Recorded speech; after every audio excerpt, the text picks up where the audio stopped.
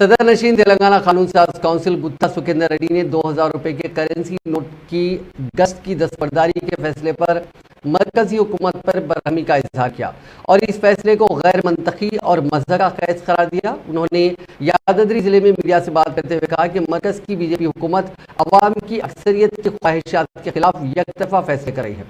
मरकज को चाहिए कि वो 2000 रुपए के करेंसी नोट से अचानक दस्तबरदारी के पस पर्दा वजूहात से आवाम को वाकिफ करवाए। उन्होंने कहा कि जब साल 2016 में 500 रुपये और 1000 रुपये की करेंसी नोट्स पर पाबंदी आयद की गई थी तो आवाम को मुश्किलात का सामना करना पड़ा था।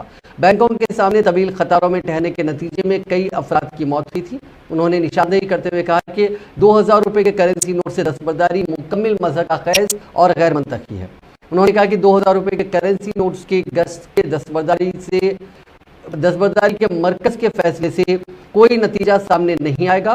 उन्होंने मरकजी हुकूमत को मशवरा दिया कि वो अपने नकाइस वाले फैसलों से अवाम को हरासाना करना रोक दे।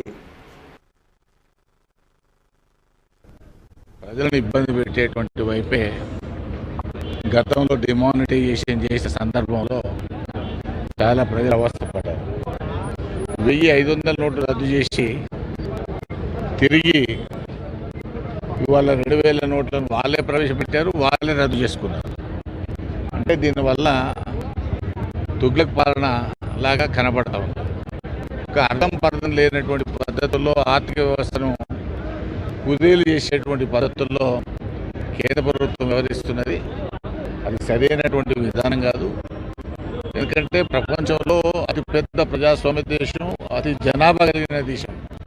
ఈ దేశంలో ఎలాంటి నిర్ణయాలు తీసుకున్నా ప్రజలు ఇబ్బంది పడవద్దు, ప్రజలకు మేలు చేకూరాలి తప్ప ప్రజలకు ఇబ్బందులు కలగదు। ఇప్పటికైనా కేంద్ర ప్రభుత్వం ఆలోచనతో విజ్ఞతతో నిర్ణయాలు తీసుకోవాలి తప్ప అనవసరమైనటువంటి అనాలోచిత నిర్ణయాల వల్ల దేశ ప్రజలంతా కూడా నష్టపోతారు। అది సరైనటువంటి విధానం కాదు। ప్రజలను ఇబ్బంది పెట్టేటువంటి వైపే